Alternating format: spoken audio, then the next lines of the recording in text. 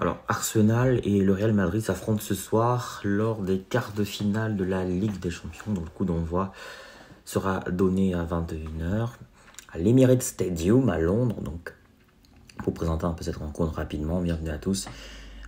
On rappelle que Arsenal est actuellement deuxième en Première Ligue. Les Gunners ont fait un match nul, un but partout contre Everton lors de leur dernier match. Donc, bien qu'éloigné de la course au titre national, parce que c'est compliqué.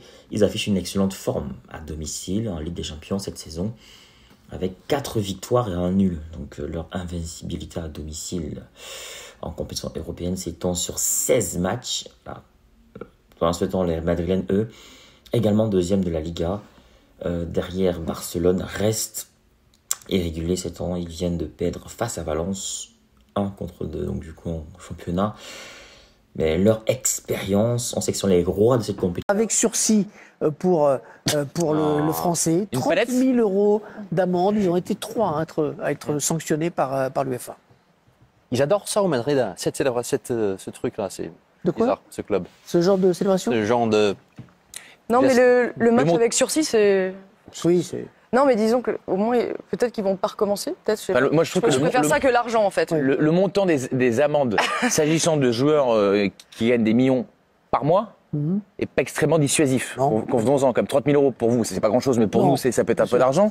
Mais pour Mbappé, 30 000 balles, sachant que c'est probablement le club qui va le payer en plus. Non, mais on peut imaginer, on verra. Rater un match, par contre... mais il faut le refaire pour ça. Oui, mais ça veut dire que c'est dissuasif. Le but de la sanction, c'est qu'ils ne le refassent pas. Après, les amendes, si tu veux être intelligent, tu peux aussi les mettre pour faire quelque chose de bien pour le... Après, là, c'est pour l'association de l'UEFA. Voilà, non, mais c'est pour ça que je te dis, c'est un peu bête. Ils n'ont pas tous les mêmes amendes, d'ailleurs, en fonction de certains ont 20 000, 20 ou 30. Voilà. Bon, en tout cas, il sera là mardi soir. Ils seront tous là mardi soir face à Arsenal. Les Gunners qui jouaient à Everton ce week-end. Aussi, c'est mitigé? Un peu mitigé, oui. Il y a pas mal d'absents du côté d'Arsenal et c'était avec une équipe... largement de Bukayo Saka qui n'avait pas encore joué en 2025, qui est entré, qui a marqué en fin de match en milieu de semaine, qui a joué une mi-temps, la deuxième hier justement lors de cette rencontre à Everton. Et la mauvaise nouvelle, c'est la blessure de Gabriel, qui était sans doute le meilleur joueur d'Arsenal cette saison, le défenseur central, qui va être absent de longues semaines et qui ne sera pas là face au Real Madrid. Et ça, c'est un énorme coup dur pour Mikel Arteta. Et Gabriel, l'ancien Lillois. On a vu qu'Aston Villa avait battu Nottingham Forest 2-1 en début d'émission. Cet après-midi... D'assister au dernier entraînement du Real à l'Emirates. Le tenant du titre, pas si serein que ça quand même, après sa nouvelle défaite en championnat ce week-end. Non, c'est vrai, difficile de vous donner tort une nouvelle fois, Eric. Le Real Madrid qui a peut-être vu le titre de champion d'Espagne s'envoler après la défaite surprenante face à Valence, même si le Barça derrière a fait nul face au Betis et qu'il restera un classico lors de la 35e journée qui vaudra cher. Il y a 4 points entre les deux formations. Ce qui est sûr, c'est que je me rappelle qu'il y avait une forme de scepticisme aussi sur ce plateau avant le barrage face à City, avant la double confrontation face à Atlético. C'est pas beaucoup mieux aujourd'hui du côté du Real Madrid qui se présente pour la première fois de son histoire d'ailleurs ici même sur la pelouse de l'Emirates. C'est quand même un événement 19 ans après le dernier affrontement entre les deux et on sait que cette équipe en Ligue des Champions reste totalement imprévisible. On va rester un petit peu sur cette image de l'entraînement du Real parce que c'est quand même plutôt sympa. C'est agréable. Louis est toujours très taquin, vous savez, quand il sent qu'il y a un sentiment de défiance vis-à-vis du Real. Oui, mais alors là, pour le coup, je ne sais pas qui il vise ou non. Mais moi, je m'ai douté de la qualification du Real contre City, parce que je crois que même au terme du match aller, moi, je trouvais qu'ils avaient été largement au-dessus. Donc après, oui, contre l'Atlético, c'était plus serré. Mais bon, le Real Madrid, moi, je pense que le Real Madrid, à un moment donné, va prendre un mur, parce que la saison avance, je les vois pas beaucoup progresser. C'est une équipe qui a pris des volets à chaque fois qu'ils ont joué le Barça, qui perd des points régulièrement en Liga. Ils sont à 4 points du Barça. Voilà. Dorénavant. Exactement. Qui prend beaucoup de buts, on le verra. Difficilement des progrès défensifs. Mais alors après, c'est vrai que chaque fois qu'il passe un tour, évidemment, il se rapproche du but, mais il ne faut pas une grande impression, quoi. Vous savez quoi, il y a quand même une petite surprise. Et là, ce sont les Proba Opta, les chances de qualification selon Opta, qui donnent Arsenal, alors très légèrement favori, mais quand même. Oui, mais 50,2% des voix, ça suffit pour être élu. Alors là, pour l'instant, ce sont des probas de qualification, mais c'est vrai que ça reflète aussi l'incertitude dont parlait Bertrand à l'instant sur les capacités défensives du Real Madrid. On se rappelle quand même, il faut le rappeler, que la qualification contre l'Atlético était extrêmement compliquée au tir au but. qu'Arsenal fait son petit bonhomme de chemin des champions et c'est une équipe dont on va parler des qualités, mais qui sont réelles. Étonnant quand même, ces probas. Étonnant. Enfin, moi, je ne mets pas de favori sur ce match parce que c'est un match qui va être assez complexe dans le sens où, effectivement, le Real Madrid a des fois des difficultés défensives. Mais Arsenal, je les ai vus jouer il n'y a pas très longtemps à Londres en Première Ligue. Ils avaient aussi eu des difficultés, donc je pense que donc c'est 50-50. 50-50, ça correspond très bien avec... Quoique, les probas, c'est 50,2 contre 49,8. Ouais, les Gunners sont-ils vraiment favoris? Reportage Mathéo Rivière. Bon, les Gunners favoris, point d'interrogation, ça reste un petit peu provoquant, mais c'est vrai que la série du Real, c'est quand même 9 défaites cette saison. Combien c'était l'an passé? 2. La saison 2. Alors, c'était la meilleure saison de leur histoire, mais quand même, il y a un gros gap. Et le problème, Mathéo l'a dit, c'est que le Real n'a pas vraiment stabilisé sa défense. Ça, c'est le point noir. Hein. Ah bah non, le Real a même été nous a habitués malheureusement à craquer, et on l'a vu il n'y a pas si longtemps. Déjà, si vous regardez, 14e défense de la saison régulière. 14e, Arsenal deuxième. Arsenal n'avait pris que 3 buts. Voilà. Ensuite, il y a cette capacité à faillir alors qu'on ne l'attend pas, et on l'a vu encore en Coupe d'Espagne il n'y a pas si longtemps contre la Sociedad. 5 fois cette saison. 5 fois, le Real a concédé au moins 3 buts, ce qui est incroyable pour une équipe de ce niveau-là. On va les voir, on va les détailler.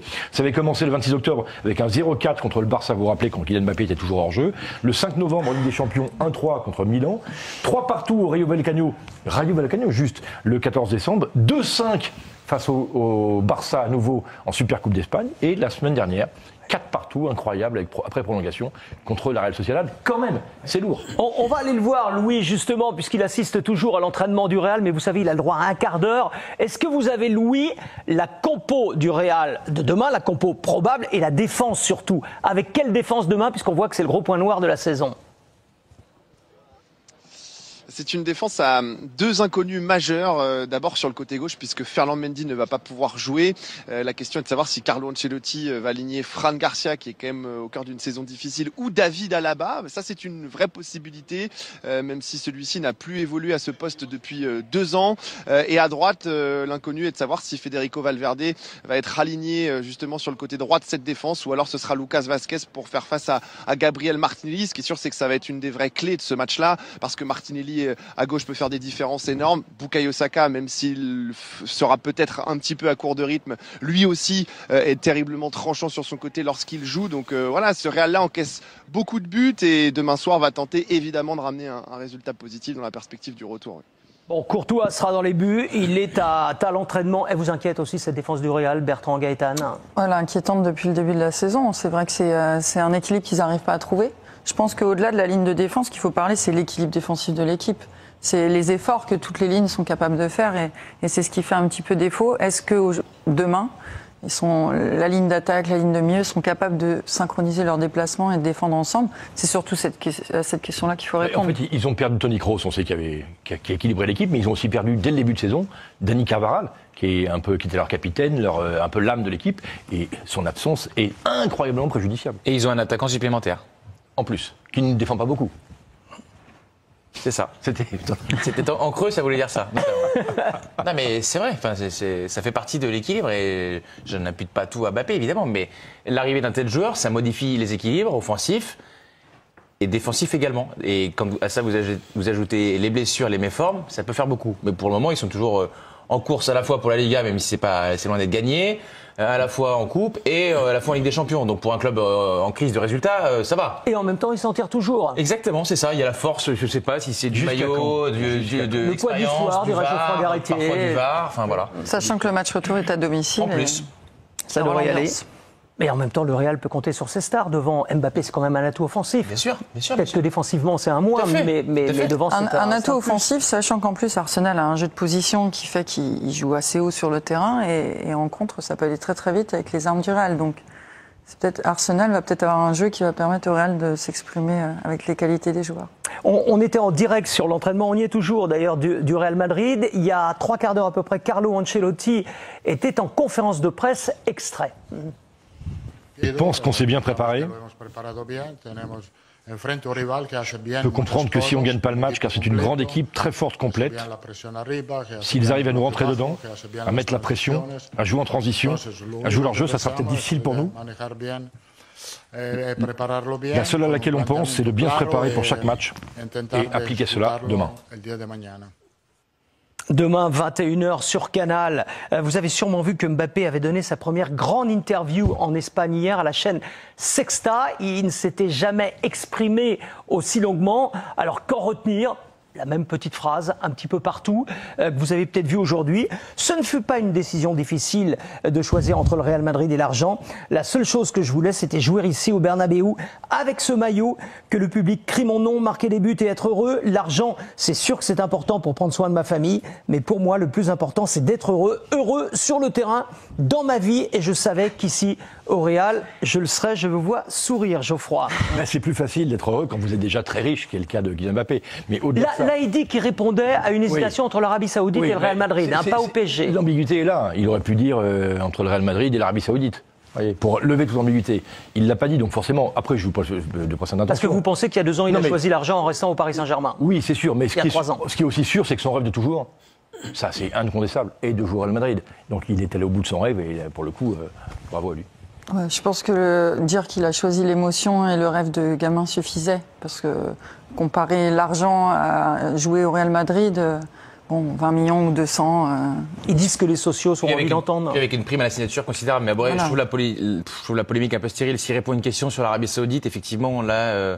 ça se comprend davantage. Donc écoute, qui marque des buts dans les matchs importants, demain, au match retour, en équipe de France quand il est là, et puis pas de problème quoi. On a essayé de garder, Bertrand, on a essayé de garder ce qu'il y avait à garder de cette interview parce qu'il s'est pas dit il y avait aucun reproche. Non, mais il y avait aucun reproche, Eric. Il n'y avait pas d'ironie dans mon propos. Cela dit, on a bien reconnu dans l'interview plus développée Kylian Mbappé.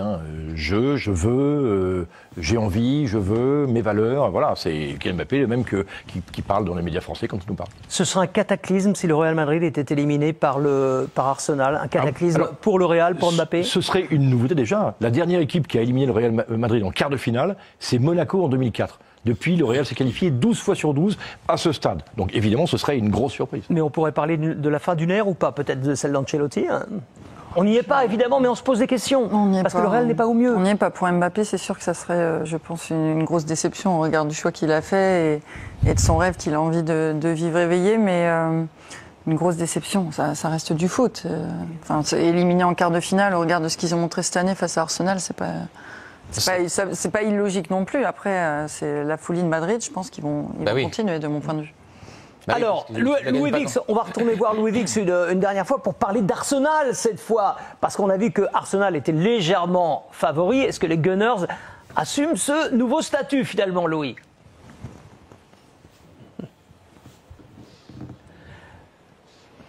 À aucun moment il n'a été question de ce statut de favori, quand bien même les statistiques donnent les Gunners légèrement devant le Real Madrid. En général en Ligue des Champions, quand on défie les merengues, ce sont plutôt eux qui endossent ce costume. Mais ce qui est sûr et ce que l'on ressent ici avec Oscar Bertrand depuis notre arrivée, et particulièrement à l'intérieur de cette enceinte de l'Emirates Stadium, c'est une vraie croyance quant aux forces des hommes de Mikel Arteta. Il y a aussi beaucoup de respect sur le travail mis en place par l'Espagnol, qui fait face probablement à l'un des plus beaux défis de sa carrière.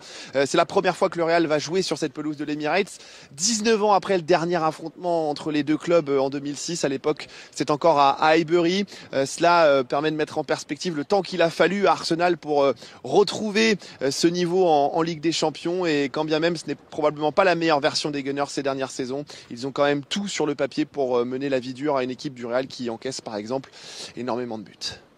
Mais c'est vrai que le Real a des problèmes et qu'Arsenal a des problèmes, puisque Arsenal retrouve un derrière. Bah oui, c'est un des meilleurs joueurs de leur équipe, parce qu'une de leurs bases, même si on vante souvent le jeu d'Arteta, c'est quand même un peu leur imperméabilité, avec la charnière qu'ils forment avec Saliba, qui est aussi un atout majeur offensivement, puisqu'il a marqué un nombre important de buts sur coup de pied arrêté, notamment sur corner. Donc c'est une absence qui est tout sauf neutre. Donc c'est vrai que moi je pense que Arsenal a de vraies raisons d'espérer. Pour autant, je n'irai pas jusqu'à dire qu'Arsenal est favori, parce que eux-mêmes ont des blessés. Ils ont pas beaucoup d'attaquants capables de faire les différences tout seuls. Il y a peu de joueurs offensivement qui ont des grandes références dans les grands matchs. À Madrid, vous avez Mbappé qu'on a, Bellingham qu'on a, Vinicius qu'on a, Rodrigo qu'on a. Tous ces joueurs-là ont déjà fait basculer des matchs, des quarts, des demi, parfois même des finales de Ligue des Champions. À Arsenal, c'est moins le cas, sans parler du club qui patine en Ligue des Champions depuis des années. Donc, en tout cas, moi, voilà, c'est 50-50 ou 55-45 selon. selon comment on a envie de le voir. Mais on pas a plus. joué Bertrand Mais avec bien ce statut sûr. de favori parce que c'était Et vous avez 50,2 bien contre fait, vous avez bien fait. 49,8, Vous avez voilà. bien fait. Et on s'est dit, tiens, c'est quand même étonnant. Et je trouve. On verra ça demain. Vous dites qu'Arsenal est en mission Ligue des Champions. Oui, je le dis parce que d'abord on a vu le parcours d'Arsenal en saison régulière qui était très bon, hein, 3e avec la 2e meilleure défense, que Arsenal s'est résigné une fois de plus à ne pas être champion d'Angleterre, et je pense que ça ils sont résignés depuis longtemps avec le parcours de Liverpool. Et puis ils reviennent quand même à un très bon niveau, quart de finale l'année dernière, la quart de finale à nouveau c'est une stabilité, et puis ils ont quand même mis, alors je sais bien que c'est le PSV et qu'en France c'est rien, mais ils ont quand même mis 7 buts au PSV Eindhoven, c'est pas rien. Donc moi je pense qu'ils se sont concentrés cette saison sur cette compétition. On a hâte d'y être demain soir. Première grosse affiche, Arsenal contre le Real Madrid, prise d'antenne dès 19h50 dans le Canal Champions Club, sur Canal Plus Foot, puis coup d'envoi 21h. Bayern-Inter se jouera pour sa part sur Canal Plus Sport, match que vous ne... Alors, trouvez pas, c'est ce que vous avez dit cet après-midi, vous ne trouvez... Magnifique, de Gaël Monfils. Antoine, vous restez avec nous, vous êtes notre late radio ce soir, et quand on va parler Ligue des Champions, vous allez pouvoir nous aiguiller également, parce que demain, le premier quart de finale que nous suivrons, il est sur Canal Plus Foot, entre Arsenal et le Real Madrid, le Real de Kylian Mbappé, qui est allé là-bas pour gagner la Ligue des Champions, Samuel. Oui. Donc, même si vous êtes deuxième et toujours en course en Liga, en finale de la Coupe du Roi face au Barça, finalement, l'objectif numéro 1, il n'est pas à chercher bien loin. Non, mais ce n'est pas le seul objectif, parce que vous ne pouvez pas tout miser là-dessus et dire si vous gagnez le championnat et la coupe du Roi, vous avez raté votre championnat. Il n'y a qu'un club qui gagne la Ligue des Champions chaque année, donc on ne va pas dire que tous les autres clubs ratent leur saison. Mais lui, déjà, en être où il est, si on veut parler de Kylian Mbappé, pour ceux qui ont vu ces matchs contre l'Athletic Bilbao, contre Liverpool, là où il était, en être là aujourd'hui, être le leader de cette équipe du Real Madrid, sans contestation possible, il fait déjà une très très grande saison. Puis maintenant, on va voir s'il va réussir à amener cette équipe au plus haut en Ligue des Champions. Ça va pas être facile. J'avais parié sur un retour au Parc des Princes, mais j'ai regardé leur dernière prestation. C'est vrai que c'est un peu compliqué, comme depuis le début de la saison collectivement. Mais Non, mais alors, le Real contre l'Atlético, ça a été particulièrement serré parce que l'Atlético a défendu toute la rencontre. Arsenal va peut-être prendre le jeu un petit peu plus à son compte. Et ça convient mieux, non ? Pas forcément, parce que franchement, là, le Real, cette année, c'est l'équipe la plus bipolaire, la plus schizo d'Europe, capable d'avoir des moments d'une terrible faiblesse, défensivement particulièrement, et puis des moments de brillance absolue, sans transition, totalement imprévisible. C'est pas comme les années précédentes où il subissait énormément. Mais il y avait quelque chose, il y avait un corps d'équipe. Comment on dit le proverbe, le roseau? Le roseau qui pliait sans rompre. Voilà, il pliait sans rompre. Là, ils rompent, mais ils reviennent. Non, mais il y a un ils prennent des buts, beaucoup. Et ils en marquent aussi beaucoup. Ils en ont pris 8 des buts sur les 3 derniers matchs. Donc effectivement, avant de jouer Arsenal, il y a meilleure préparation. Mais il y a un décalage entre la force de frappe offensive de cette équipe quand les 4 devant sont dans les meilleures dispositions, à savoir Mbappé, Vinicius, Rodrigo et Bellingham. Et puis les difficultés défensives, ils ont pris 4 buts en demi-finale retour face à la Real Sociedad. Ils ont perdu contre Valence ce week-end. Avec une défense, il y a des absences. Il y a Carvajal qui manque depuis de nombreux mois. Il y a Ferland Mendy qui a priori ne jouera pas demain.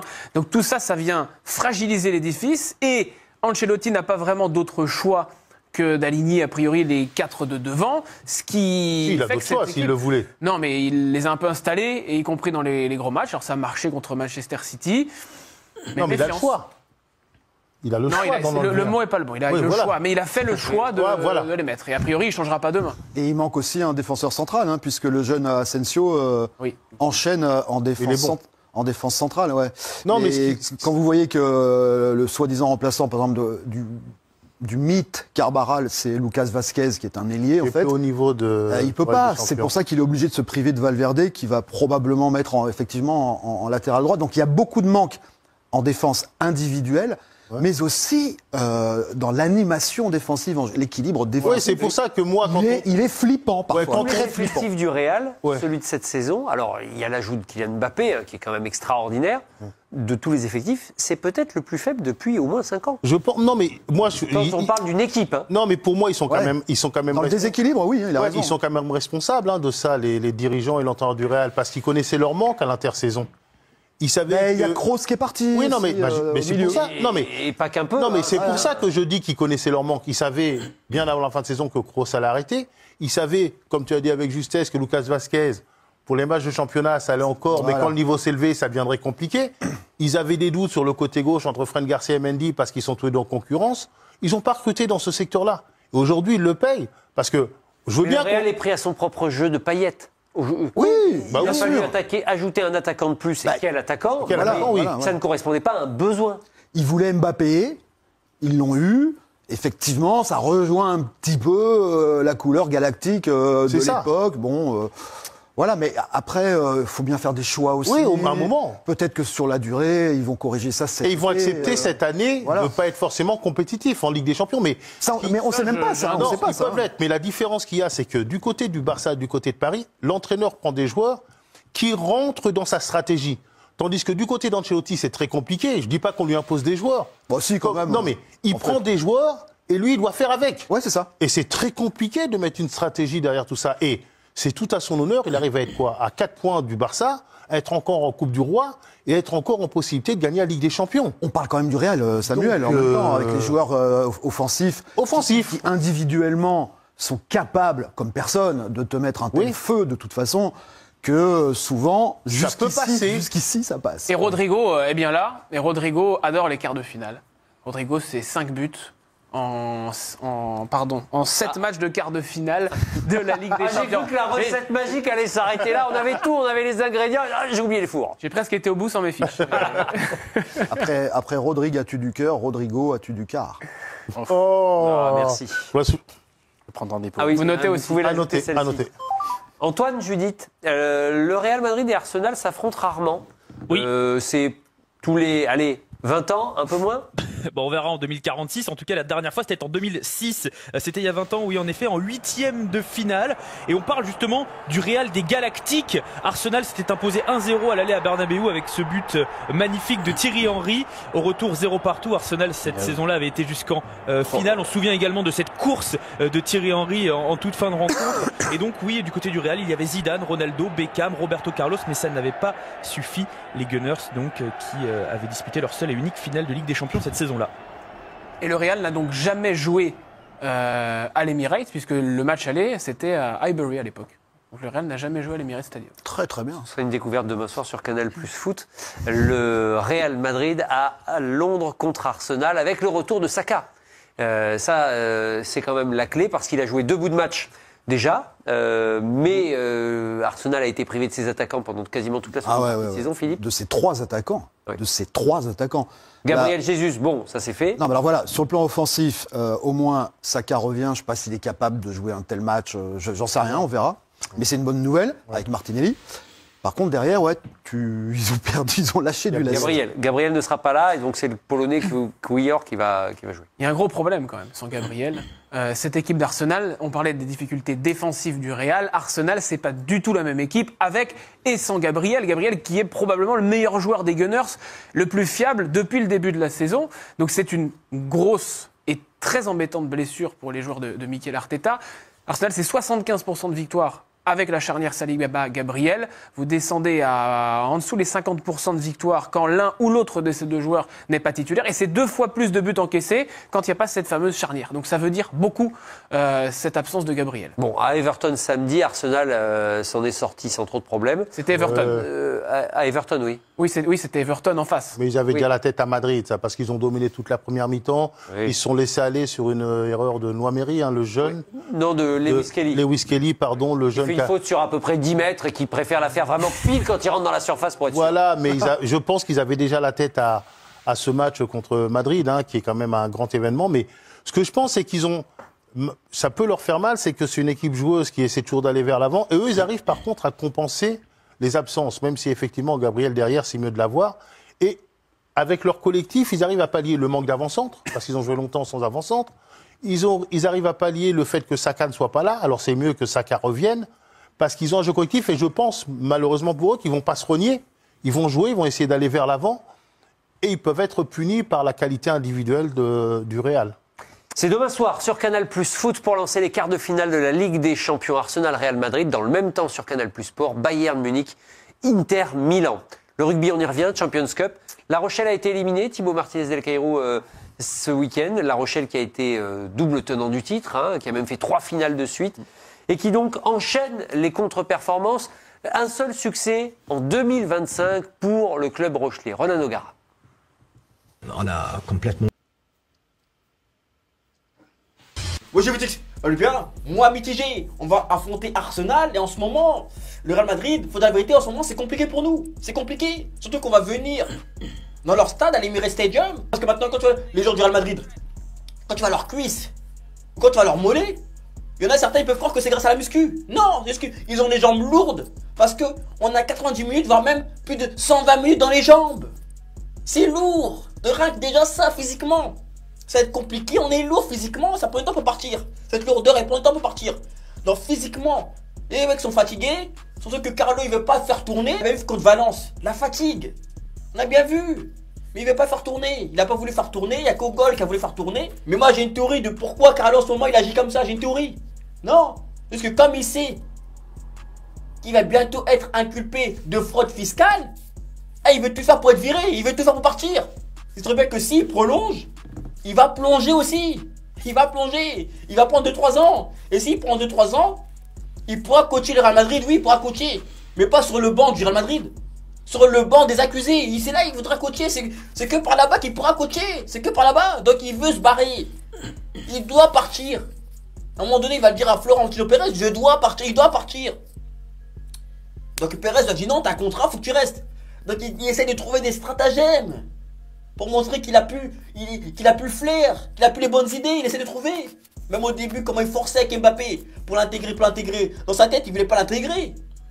Il voulait qu'il échoue. Maintenant qu'Mbappé il est bon, on va bien, Mbappé met des buts, on voit il n'y a aucune réaction. Carlo il n'y a aucune réaction. Le sourcil ne bouge plus. Il n'y a aucune réaction. Parce que ça va pas dans son plan. Non, honnêtement. Donc on va chez Arsenal. Pas très en confiance, même si le Real Madrid, c'est le Real Madrid. Et même si le Real Madrid, en Ligue des Champions, c'est une autre équipe. C'est une autre équipe. Il y a le Real Madrid en Liga, et il y a la Ligue des Champions. C'est une autre équipe, les joueurs sont différents. Tu le vois bien. Tu les vois. Quand tu les vois en Liga, comme la dernière fois j'ai dit, comme Vinga, tu vois les cernes. Il est fatigué, trop de matchs. Tu les vois les cernes. Mais quand tu les vois en Ligue des Champions, le regard est lisse. Le visage est lisse. Ils sont détendus. Même la Ligue des Champions, il faudra la renommer la Ligue du Real Madrid. C'est notre ligue. Donc faut pas être pessimiste, mais quand même, faut quand même partir avec des réserves. Moi, je vois peut-être un match nul. Un but, 2 buts du Real. Mais je vois un match nul. Même si Arsenal, c'est un client. Je suis désolé, c'est une bonne équipe. Mais on sait comment ça se termine, Arsenal. On sait tous comment ça se termine. Ça commence bien pour mal se finir. C'est comme ça. Non, il y a le Real Madrid. L'équipe, l'histoire, c'est un conte de fées. C'est un conte de fées, l'histoire. T'as l'impression que c'est un poète. C'est Shakespeare qui a écrit l'histoire du Real Madrid. Shakespeare, lui-même. Il a écrit qu'elle allait avoir des remontadas, des rebondissements. Shakespeare. Mais t'as l'impression l'histoire d'Arsenal. Ça, c'est Victor Hugo, quand il a voulu écrire Les Misérables. Il a écrit Les Misérables, il a mis Arsenal, les Gunners. C'est pareil. C'est la lutte tout le temps. Ça peut gagner pour ensuite perdre. La Premier League, ça fait 2-3 ans, il menait, et ensuite ils sont rattrapés par City. Et l'année où City est mauvais, ils sont dépassés par Liverpool. Ils ont une histoire un peu assez compliquée. Donc même moi, je ne les vois pas gagner face à nous. Moi, je vois vraiment un match nul. Je les vois peut-être mener au score, mais je les vois lâcher vers la fin. Parce que c'est l'histoire d'Arsenal. C'est comme ça. C'est comme ça. Je suis désolé, c'est comme ça, c'est leur histoire. Non, mais il faudra faire très attention quand même. Arsenal, surtout à Martin Odegaard au milieu. Parce que lui, c'est le poumon de l'équipe. Je suis désolé, c'est le poumon de l'équipe. Mais vraiment, au sens littéral, c'est vraiment le poumon de l'équipe. Quand il joue mal, les joueurs respirent mal. Quand ils jouent mal, Thomas Partey respire mal. Mais il a du mal. Parce qu'il faut qu'il court partout, récupérer les ballons. Lui, il est défenseur, tout le monde. Tout le monde doit faire les efforts, tout le monde. Il a du mal à respirer. Non, il y a même des scientifiques qui ont dit que quand Odegaard joue mal, le taux de monoxyde de carbone augmente. Il augmente à Londres. Il augmente là-bas. Non, mais quand il joue bien, quand il distribue le ballon, quand il fluidifie le jeu, non, tout le monde respire bien. Tout le monde respire bien. Non, c'est le poumon de l'équipe. Donc il faudra vraiment le stopper. Et Carlo, j'espère qu'il n'y a pas de mettre Modric pour l'attraper. J'espère. Parce qu'il, face à la fougue de la jeunesse, il ne faudra pas qu'il nous mette la lenteur de la vieillesse. J'espère. J'espère, vraiment. Non, lui et surtout Saka. Saka qui revient de blessure. Non, il me fait peur. si Saka est là qui débute le match, faudra pas nous mettre Fran Garcia. Oh non, Carlo, faudra pas nous mettre Fran Garcia. Non. Parce que là, honnêtement, tu nous mets Fran Garcia, il y a une deuxième plainte qui va tomber. Ah, il y a une deuxième plainte pour non-assistance à personne en danger. Je te le dis la vérité. Parce que Fran Garcia, il est en danger face à Saka. Il est en danger.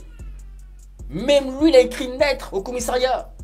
Il se sent en danger. Il se sent surveillé. Et c'est réel. Face à Saka, il est en danger. Donc moi, je préfère même, Carlo, tu nous mettes Rudiger. Rudiger face à Saka. Parce qu'il y a quoi qui peut stopper Saka? C'est pas les tacles qui vont stopper. Non, c'est pas le pressing qui vont stopper. Non, non. C'est la peur qui va le stopper.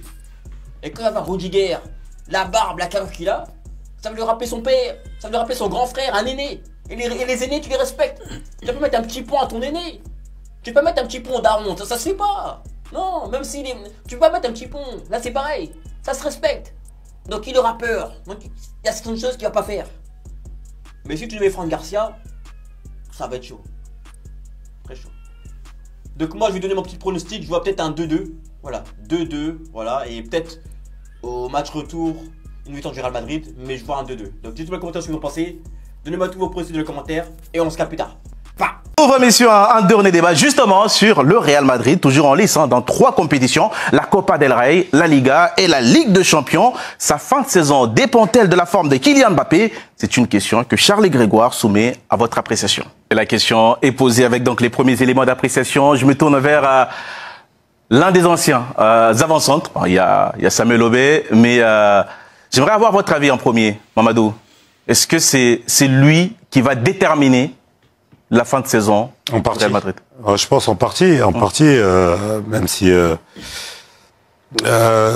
pense que Kylian Mbappé sera un des gros facteurs pour le Real Madrid s'ils veulent réussir leur fin de saison. Mais ils auront besoin aussi des joueurs comme Vinicius qui retrouvent leur niveau, comme Rodrigo qui retrouvent leur niveau. Mais là, vous me dites, s'il est moins bien, le Real ne va pas atteindre ses objectifs. Parce que les deux autres à côté, pour l'instant, ils sont moins bien. Et donc, en ce moment, c'est Mbappé qui tient un peu l'attaque du Real Madrid. C'est lui qui met les buts. Mais si le Real arrive à retrouver son trio offensif avec Rodrigo et Vinicius sur les côtés, qui redeviennent performants, je pense qu'ils peuvent rêver d'une belle fin de saison. Mais sinon, ce sera pas le cas.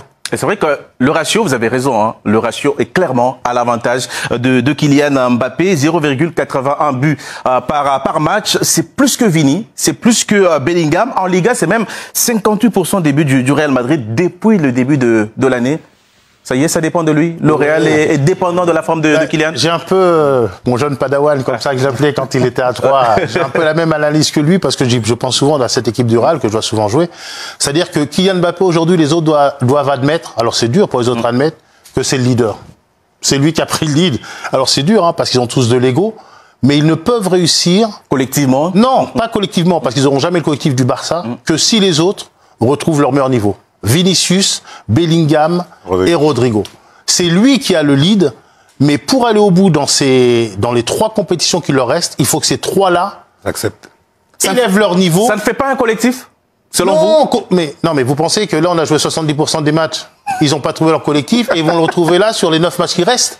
Ancelotti, ce qu'il prie, il prie pour que ces 4-là soient en forme au même moment. Mais même s'ils ne combinent pas vraiment ensemble, pour l'adversaire, que ce soit une menace multiple et que ça devienne injouable. Et donc, vous me dites que ce n'est pas collectivement que le Real Madrid va atteindre ses objectifs à cette saison, mais c'est la somme de ces individualités-là. Voilà, qui essayent tous de déstabiliser l'adversaire. Alors le leader, c'est Mbappé. Les autres doivent l'accepter, mais ils doivent augmenter leur niveau pour eux aussi créer du danger. Et là, ils atteindront peut-être leur objectif. Votre avis, José? C'est une saison difficile pour le Real Madrid. Donc ils sont effectivement en lice encore une fois donc dans tout, mais collectivement je pense c'est une saison plus que compliquée. Ici là, on parlait d'équipes qui cachent en tous les cas ces difficultés grâce à ces résultats. Depuis le début de saison justement, c'est par parcimonie, un coup Vinicius, un coup Mbappé, un coup Rodrigo, Bellingham qui pendant un moment s'est dit bon ça y est, il est de nouveau efficace. Mais celui qui fait dans l'ensemble sa saison, celui qui est attendu, ça reste Mbappé. C'est lui la recrue star donc de l'intersaison. C'est lui qui est venu aussi le Real gagner déjà sans lui. C'est lui qui est venu aussi pour lui gagner parce que lui n'a toujours pas gagné. Donc il y a une pression particulière aussi pour lui. Moi j'ai trouvé très en jambes en janvier la période justement fin d'année civile et début d'année où en jambes sur un plan athlétique. Là il est un dedans encore.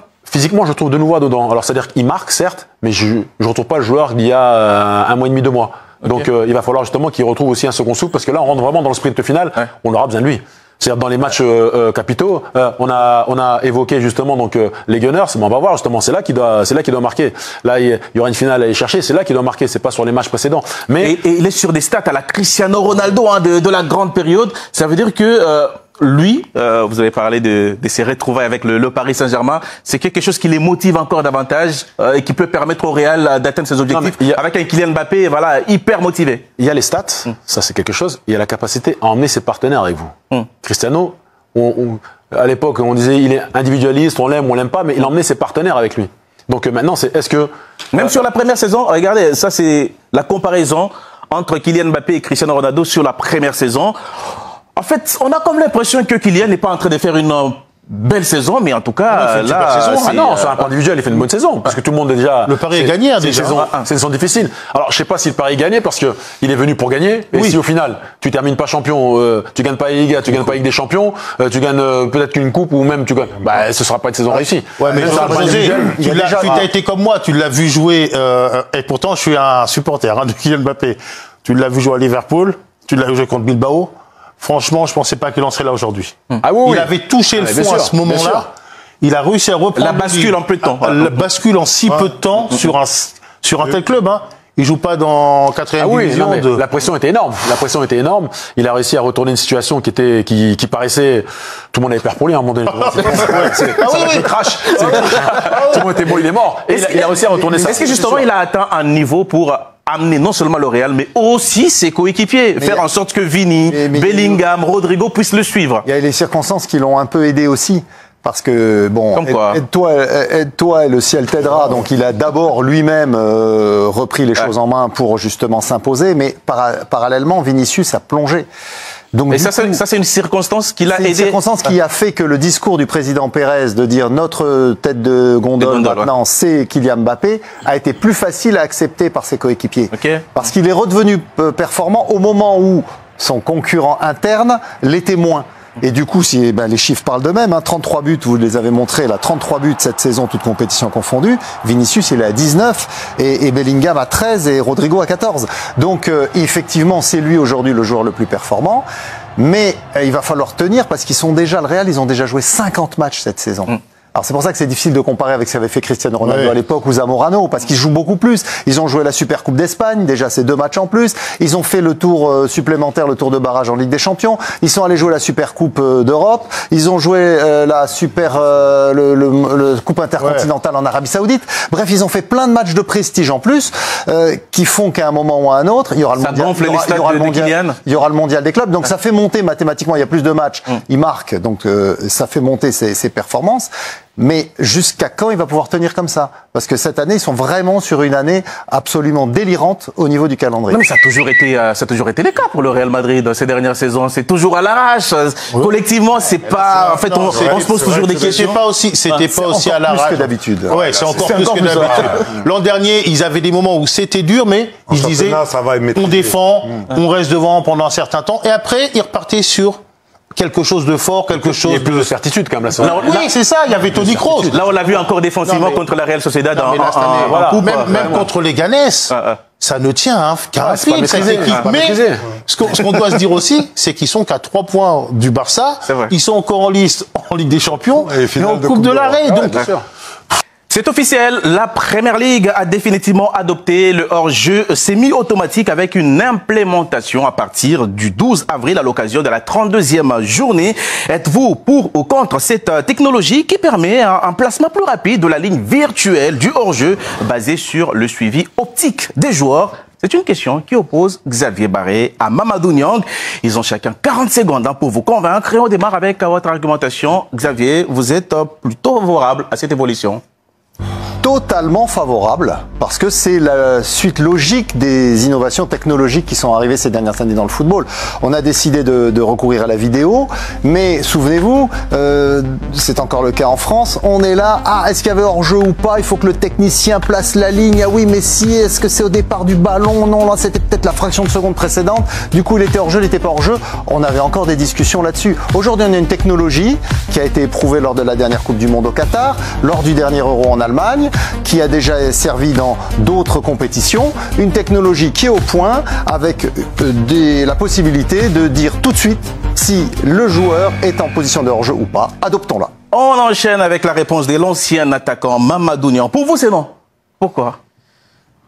C'est vrai que le football évolue, la technologie aussi évolue, et c'est vrai que je suis pas contre les évolutions technologiques que Xavier a dit, et surtout ça éviterait des fois de continuer l'action alors qu'il y a un jeu au risque qu'un joueur soit blessé. Mais moi je suis un adepte de l'ancien football, et l'ancien football c'est fait d'erreurs. Sans erreur il n'y a pas de but. Moi les arbitres aussi ont parfois besoin de faire des erreurs comme tout être humain, et le fait que des fois il y a des enjeux sur des os, sur un bout de pied ou un ongle, ça me dérange, et trop de technologie pour moi tue la technologie et tue notre football, et je suis vraiment un adepte de l'ancien football. C'est la fin de ce premier bouche à bouche qui sera arbitré par Samuel Aubé et José-Pierre Fanfan, qui vous a convaincu dans son argumentation. Attention, on n'a que des anciens sur ce plateau, des gens qui ont joué les années 90 et 2000. Non, mais ça vous fait réfléchir quand même. Oui, non, parce que j'entends les arguments de Mamad. À la base, je suis plutôt pour. Effectivement, mais quoi qu'il arrive, ce que je veux dire, c'est que je donne mon point à Xavier, mais dans le sens où on peut pas aller contre l'évolution, en fait, la technologie. Et celle-là, en fait, autant il y en a qui sont pas intéressantes, autant celle-là, pour moi, elle va être intéressante parce qu'elle va valider des choses et surtout fluidifier aussi le jeu. Là où parfois, on a des actions où ça prend 7 minutes parfois pour un truc hors jeu que nous-mêmes dans la tribune on a vu, on dit mais hors jeu là, ils prennent, là ça va être, c'est une technologie, c'est une IA qui a. Pourquoi on dit semi? Parce qu'il y a 2-3 situations où effectivement l'IA, par exemple un joueur qui était en situation de hors jeu passif, s'il revient, l'IA saura pas reconnaître effectivement qu'il était passif et compagnie. Donc on peut pas aller sur du 100%, c'est pas faire dans 100%, mais dans l'idée du hors-jeu traditionnel, avec toutes les caméras qui auront autour, donc il y a plein de capteurs, plein de ceci, mais cela, ce sera direct, c'est direct, hors-jeu, bon, on arrête. Parfois il y a des actions, moi je suis défenseur aussi, il y a des actions où on sait qu'il y a hors-jeu, l'arbitre est obligé de laisser jouer l'action pour revenir après pour rien, donc si un joueur... Pour vous ça ne complexifie pas? Non, au contraire, ça va fluidifier, ça va être non, hors-jeu, terminé, hein. Et après c'est vrai que je suis d'accord sur le fait que oui, effectivement, notre histoire du football a été faite d'erreurs, c'est vrai, ça aussi. Donc, et des erreurs parfois quand c'est contre toi, mais dans l'ensemble, ça c'est équilibré. Mais comme on est déjà parti dans un truc où il y a de la goal line, il y a des choses qui sont déjà mises en place, autant aller au bout du truc. Mais celle-là, je trouve qu'elle est cohérente, je trouve quand même malgré tout pour moi. Le point de José est donc attribué à Xavier.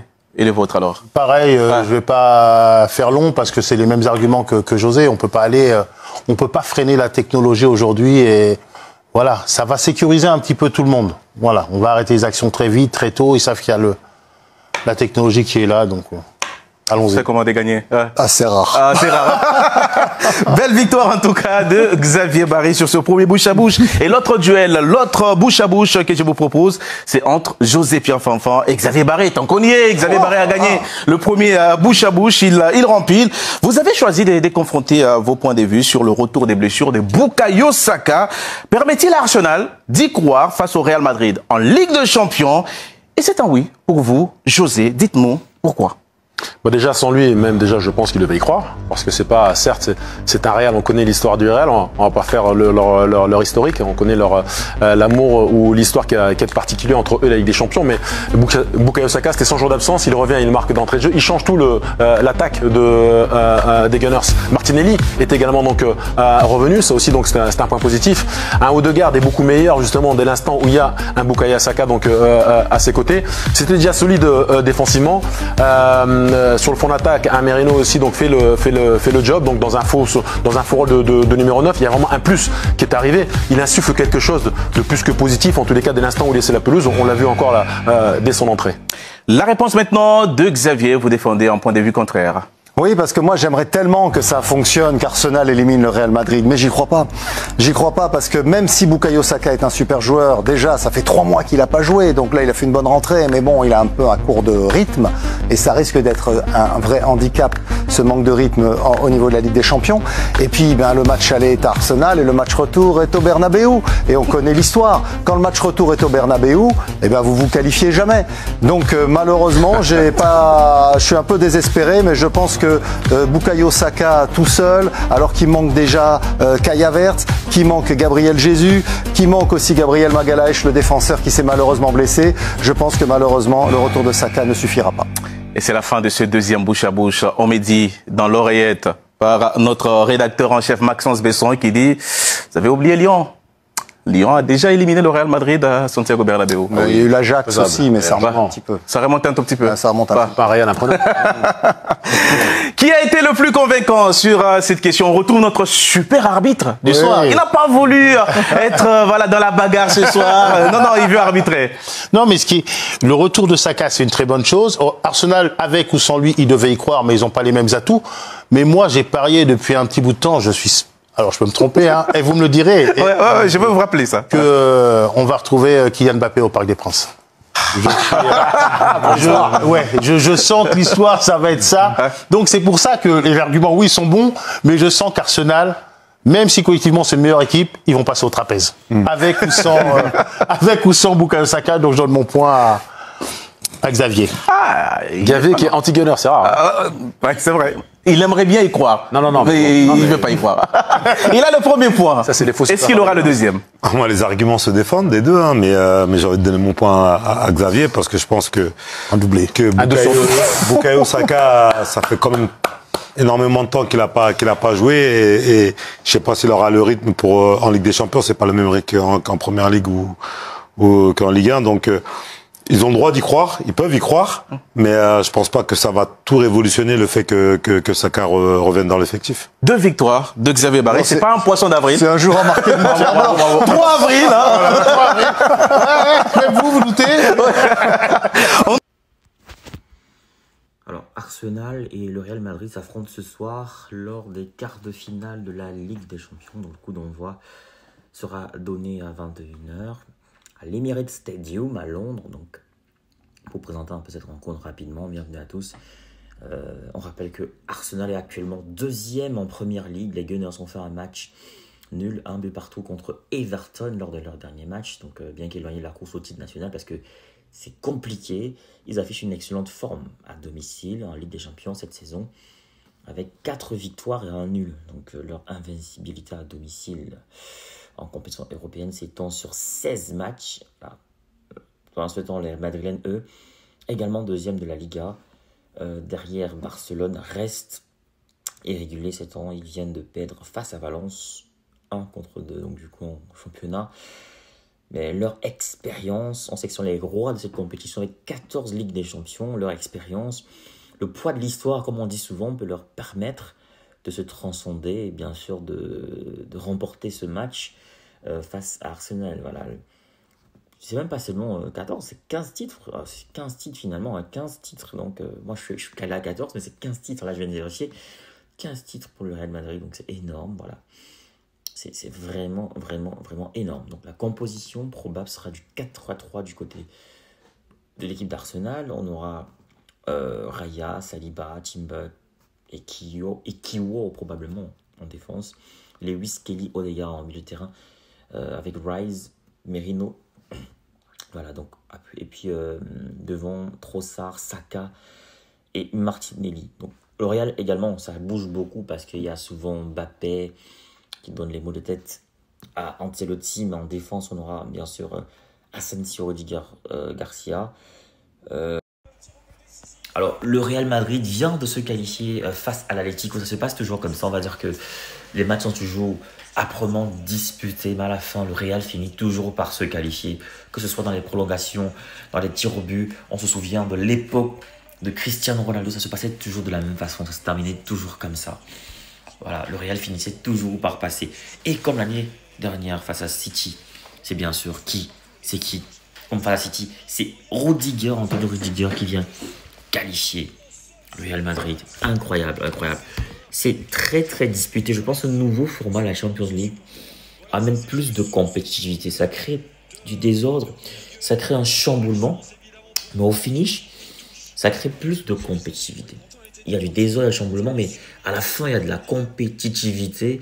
Il y a des grosses affiches très tôt. C'est vrai que c'est des affiches comme on aurait pu avoir en finale, hein, comme celle de Liverpool-PSG. Mais ça met de la langue, du piment. Dès les huitièmes, on sent que ça va être chaud jusqu'à la fin, quoi.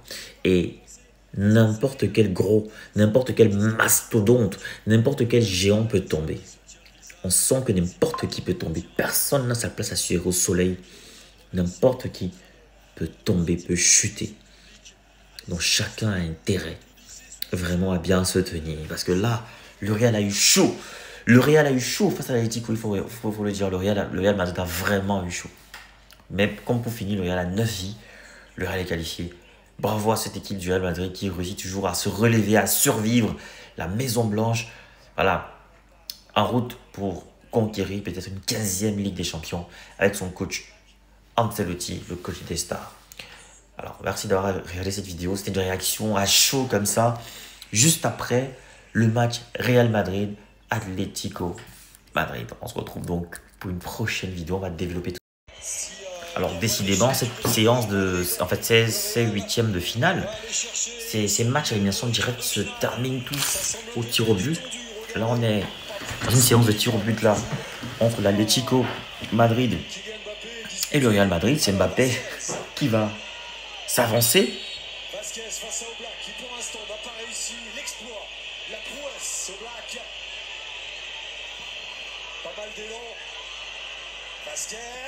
Non, c'est Vasquez, il a raté. Sorti. Yann Oblak. C'est chaud, hein, c'est chaud les gars, c'est chaud. Séance de tir au but. On sait ce qui s'est passé avec Liverpool tout à l'heure. Liverpool a été éliminé par le Paris Saint-Germain à la séance de tir au but. On sait ce qui s'est passé parce que là, ça fait peur.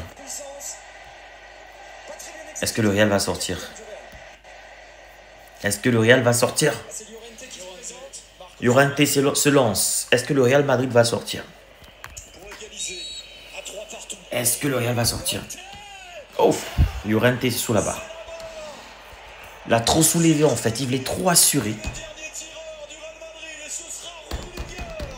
Rudiger, le dernier tireur. Si Rudiger marque, c'est fini.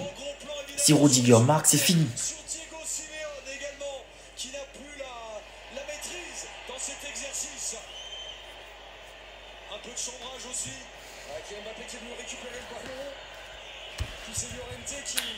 Rudiger à la balle de match. Qu'est-ce qui va se passer avec Rudiger?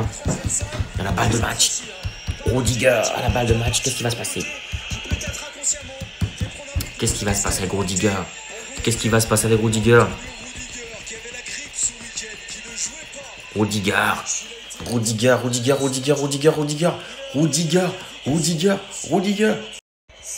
Alors décidément, cette séance en fait, ces huitièmes de finale, ces matchs à élimination directe se terminent tous au tir au but.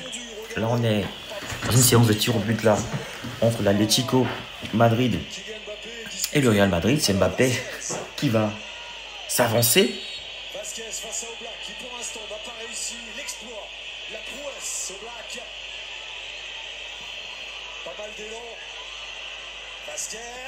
Non, c'est Vasquez, il a raté. Sorti. Yann Oblak. C'est chaud, hein, c'est chaud les gars, c'est chaud. Séance de tir au but. On sait ce qui s'est passé avec Liverpool tout à l'heure. Liverpool a été éliminé par le Paris Saint-Germain à la séance de tir au but. On sait ce qui s'est passé parce que là, ça fait peur. Est-ce que le Real va sortir? Est-ce que le Real va sortir? Llorente se lance. Est-ce que le Real Madrid va sortir? Est-ce que le Real va sortir? Oh, Llorente est sous la barre. L'a trop soulevé en fait. Il est trop assuré. Rudiger, le dernier tireur. Si Rudiger marque, c'est fini. Si Rudiger marque, c'est fini.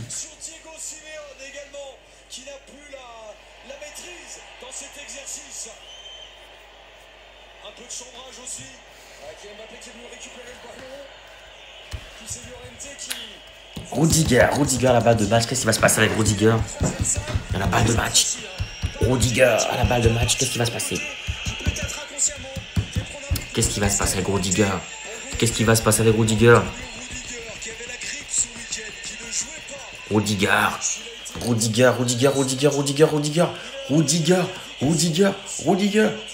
Vous voulez créer du contenu qui captive, qui informe. Vous voulez partager votre expérience, votre expertise avec le monde. Vous voulez gagner de l'argent avec ce que vous aimez. Alors, ma formation, elle est pour vous. Cette formation, elle est taillée sur mesure pour vous. Dans cette formation, vous allez apprendre à vous lancer dans la création de contenu, à choisir le bon format, le bon support. Dans ma formation, on apprend à trouver sa niche, on apprend à trouver sa valeur ajoutée, sa proposition unique, sa cible idéale. On apprend plein de choses dans cette formation. Dans ma formation, on apprend à trouver son rythme, on apprend à planifier son contenu, à optimiser son temps tout en restant motivé.